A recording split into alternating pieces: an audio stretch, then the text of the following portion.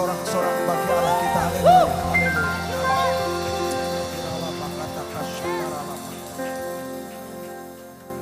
Kami mengucap syukur kepadamu ya Tuhan. Engkau Allah yang mengasihi kami. Engkau hadir di sini.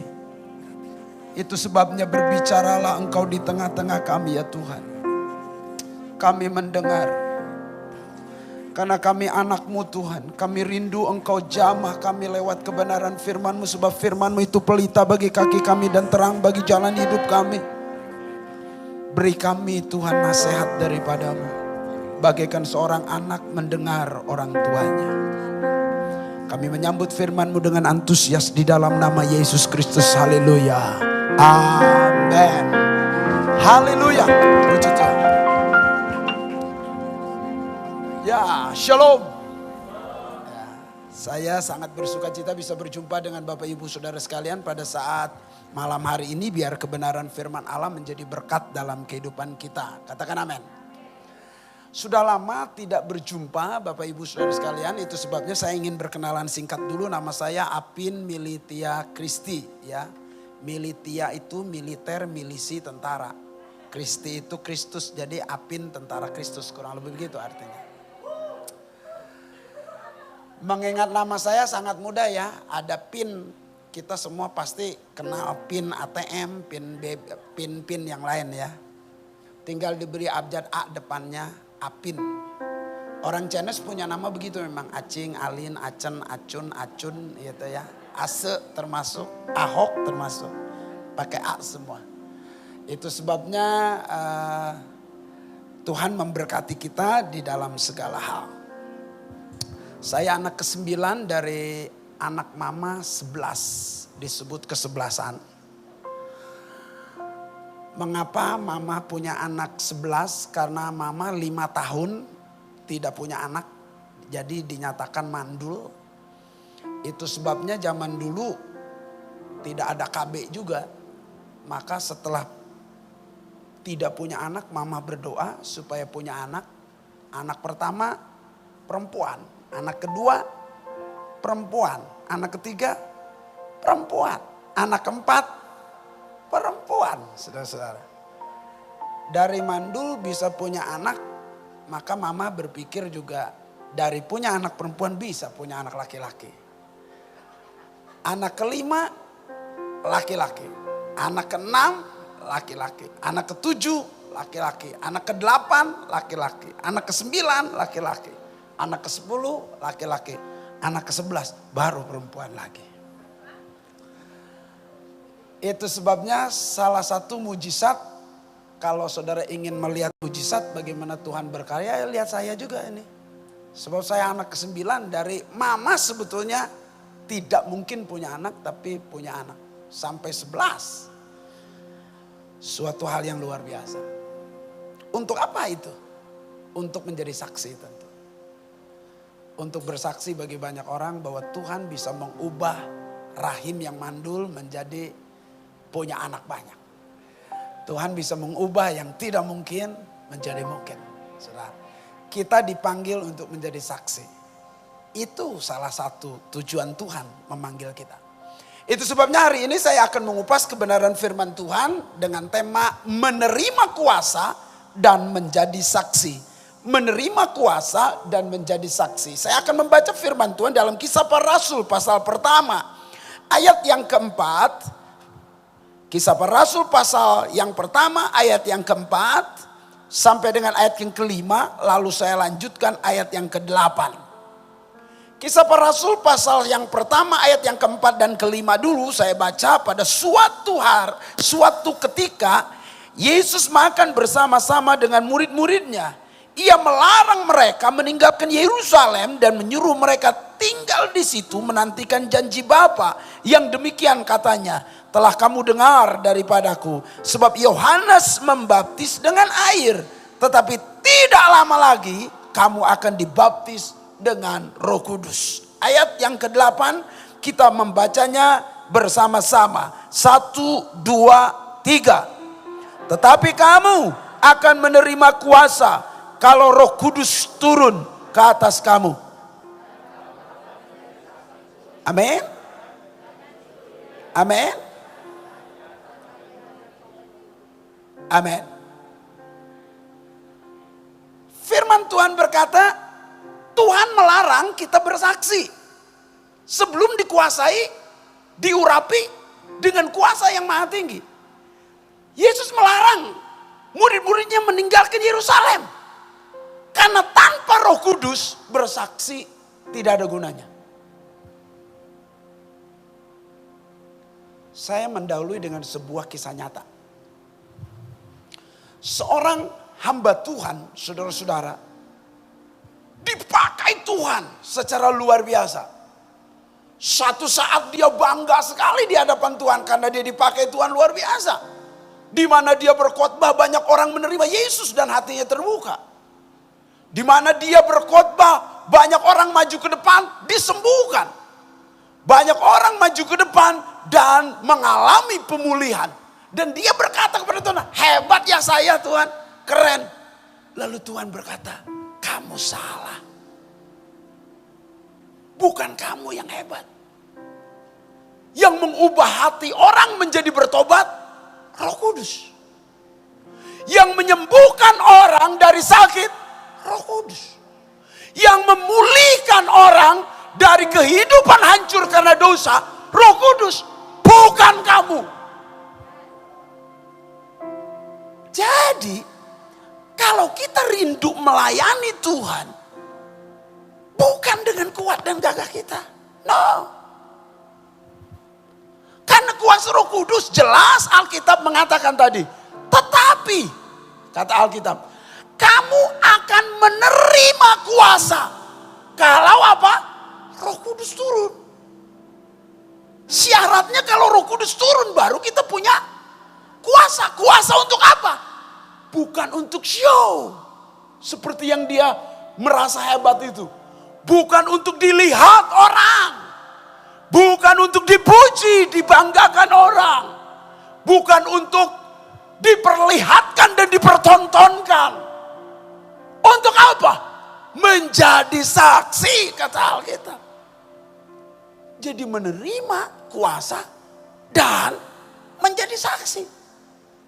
Itu sebabnya kalau tidak demikian, jangan bersaksi tanpa kuasa Roh Kudus. Gereja yang hebat adalah gereja yang dipenuhi oleh kuasa Roh Kudus. Katakan amin. Gereja bisa bergerak maju, gereja bisa berkembang kalau diurapi Roh Kudus. Lihat kisah para rasul dalam Alkitab. Kisah para rasul mengkisahkan setelah murid-murid Tuhan di loteng Yerusalem dipenuhi oleh Roh Kudus, mereka menerima kuasa. Petrus menyembuhkan orang lumpuh. Petrus membangkitkan orang mati. Bayangannya menyembuhkan orang. Dukun mana yang lewat bayangan menyembuhkan orang? Paling tidak harus disembur dulu. Gitu kan? Tapi ini hanya bayangan. Dan lewat sapu tangan Paulus sembuh orang. Lebih dari dukun dong. Penuh kuasa dong, luar biasa. Bahkan bisa membangkitkan orang mati. Itu bisa terjadi kalau Roh Kudus turun. Hingga gereja berkembang. Petrus berkhotbah, 3.000 orang bertobat. Dia melayani dan seluruh rasul-rasul melayani, 5.000 orang bertobat. Terus berkembang, terus berkembang. Gereja berkembang bukan karena pintar khotbah. Gereja berkembang bukan karena kerlip-kerlipnya lampu gereja. Gereja, Alkitab mengatakan gereja berkembang karena kuasa Roh Kudus. Gereja berkembang bukan karena musiknya bagus. Dulu emang ada musik. Ada saksofon. Ada keyboard. Keyboard ditemukan jauh sebelum kitab Kisah Para Rasul. Tapi gereja berkembang bukan? Bukan Kok gitu jawabnya? Gereja berkembang karena kuasa Roh Kudus. Bukan karena tamborinnya. Walaupun perlu gereja tamborin, perlu musik. Tapi bukan itu. Musik tanpa kuasa Roh Kudus itu sama dengan band ungu, band coklat, band hijau, dan band yang lain. Musik tanpa kuasa Roh Kudus sama dengan musik yang lain loh. Noah gitu. Sama loh. Apa bedanya musik? Sama-sama drum. Sama-sama keyboard. Yang membedakan adalah siapa yang main musik itu. Diurapi Roh Kudus atau tidak.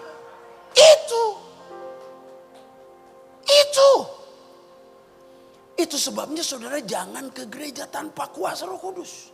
Jangan bersaksi tanpa kuasa Roh Kudus. Jangan main musik tanpa kuasa Roh Kudus. Jangan berkhotbah tanpa kuasa Roh Kudus. Jangan pelayanan singer, song leader tanpa Roh Kudus. Jangan main tamborin tanpa Roh Kudus. Cuman keringetan aja, capek. Betul nggak? Udah goyang-goyang, udah muter-muter, dilempar, gak balik lagi. Tamborinnya dilempar, gak balik lagi. Nyangkut ternyata. Hanya capek, hanya melelahkan. Bukankah banyak para pemusik gereja yang lelah dan capek? Bukankah banyak para song leader dan singer berkata, saya capek, lelah pelayanan. Kenapa bisa begitu? Karena dia hanya mendanggalkan kedagingan, kekuatan fisiknya, bukan Allahnya. Maka kecewa. Dikecewakan sedikit, dimarahi, ditegur sedikit, ngambeknya luar biasa. Orang-orang yang tidak dipenuhi Roh Kudus, dia mudah tinggalkan gereja. Tapi orang yang penuh dengan Roh Kudus, disiksa pun, dianiaya pun, dipenggal kepalanya pun, seperti Paulus, dia tidak akan lari. Kenapa? Kuasa Roh Kudus memenuhi seseorang akan berbeda. Saya mengutip kalimat dari Tony Evans. Tony Evans berkata, menjalani kehidupan tanpa Roh Kudus itu sebuah kemustahilan.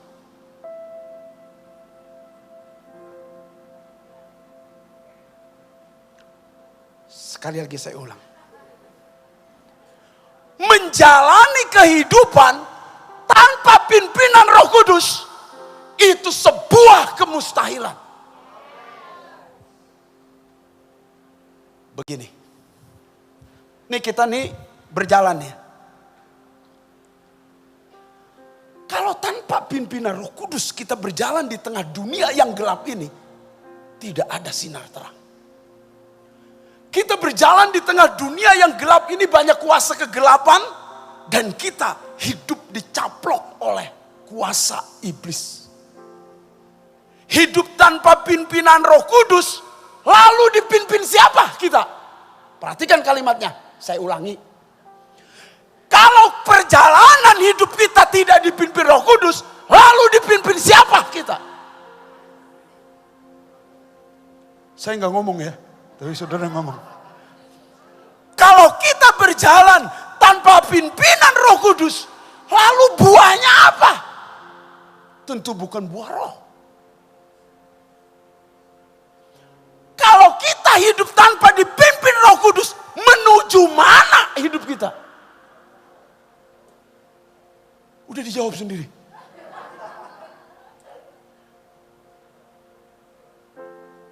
Roh Kudus yang mengajar, Alkitab bilang gitu kan. Kalau tanpa Roh Kudus tidak ada yang mengajar. Roh Kudus itu roh pemimpin, roh yang memimpin kita dalam seluruh kebenaran. Tanpa Roh Kudus kita tidak bisa hidup dalam seluruh kebenaran. Roh Kudus itu penghibur. Saat kita menghadapi pergumulan dan kesulitan, kesedihan, tidak ada yang bisa menghibur kita. Roh Kudus itu disebut roh penolong. Tanpa Roh Kudus tidak ada pertolongan. Roh Kudus itu disebut roh kuasa, pembuat mujizat. Tanpa tanpa Roh Kudus tidak ada mujizat dalam kehidupan kita. Dan kita tidak mengalami hal-hal yang besar, hal-hal yang mustahil, hal-hal yang tidak mungkin. Kita tidak pernah lihat. Tapi kalau hidup kita dipimpin Roh Kudus, kita menjadi orang Kristen yang hebat. Maka Tony Evans sekali lagi berkata, kehidupan tanpa dipimpin Roh Kudus itu sebuah kemustahilan. Saudara bersaksi, tadi saya sudah berkata, yang bikin bertobat siapa?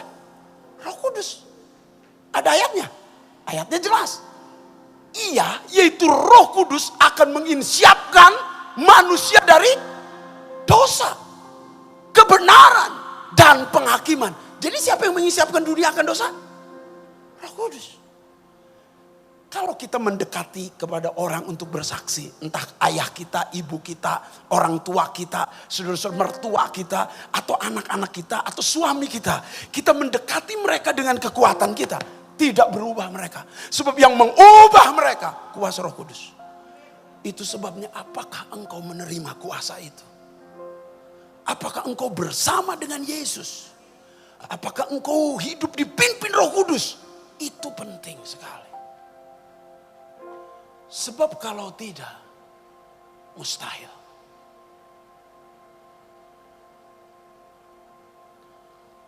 Keadaan dipenuhi Roh Kudus itu merupakan rencana Allah dari sejak semula. Aku pergi kepada Bapa, kata Tuhan Yesus, supaya Roh Kudus turun atas kamu sebagai penolong dan diam di dalam kamu. Bukankah ini rencana Allah? Tapi kita yang tidak suka dipimpin Roh Kudus. Kita tidak suka kehadiran Allah. Ada seorang anak Tuhan dengan istrinya dan 3 anaknya kumpul di ruang tamu. Selalu mereka berdoa dan selalu mereka bernyanyi. Mereka berdoa berkata, Tuhan, sertailah hidup kami.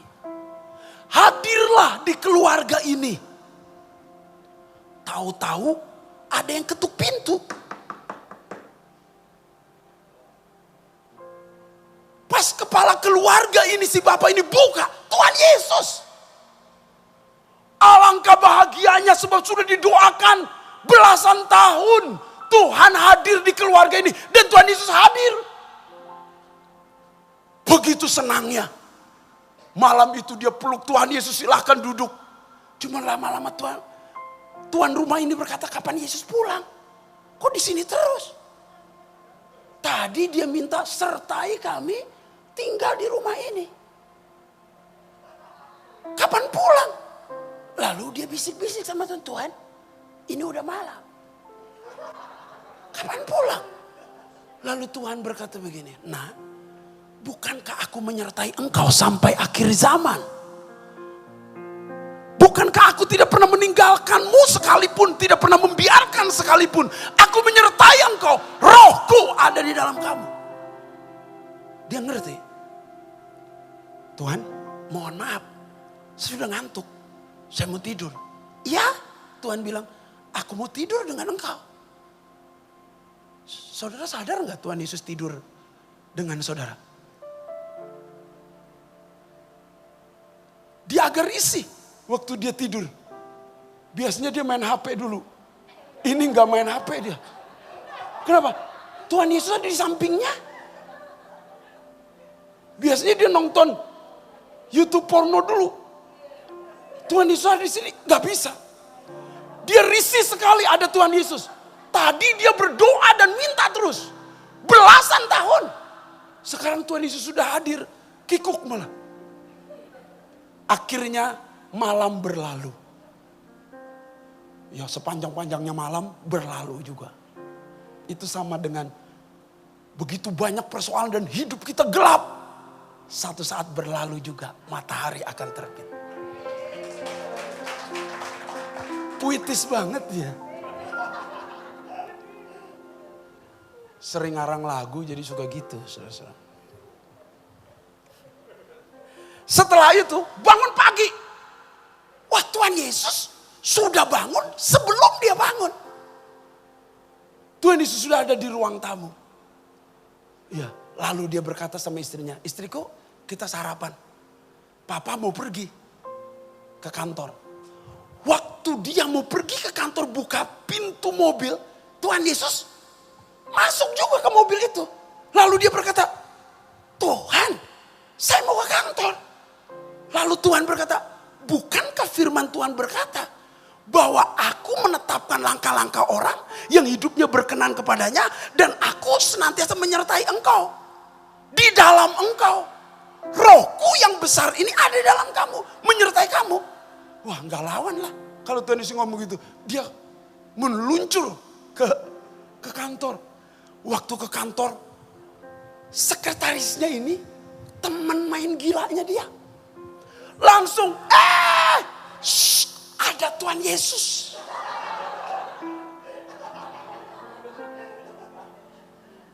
Kamu, karena dia nggak lihat. Si wanita ini tidak lihat ada Tuhan Yesus. Nggak, macam-macam aja kemarin juga begitu kok. Akhirnya dia duduk dan gadis itu mau duduk di pangkuan bosnya ini. Jangan, ada Tuhan Yesus. Dia risih sekali lihat wajah Tuhan Yesus. Malu sekali. Lalu Tuhan berkata begini, bukankah aku kemarin-kemarin pun ada di ruangan ini? Melihat seluruh perbuatanmu. Kenapa hari ini engkau malu? Kemarin gak malu? Akhirnya dia pulang. Menuju ke rumah. Ada orang minta-minta. Karena ada Tuhan Yesus. Dia kasih. Biasanya pelit ujubila mindalik. Tapi kali ini dia memberi. Lalu ada orang lumpuh di mobil, di jalan. Tuhan berkata, doakan dia supaya dia sembuh. Enggak mau guru, enggak mau Tuhan. Doakan dan bersaksi sama dia. Lalu dia enggak mau Tuhan. Doakan dan bersaksi. Akhirnya dia bangun dari tidurnya. Dia mimpi.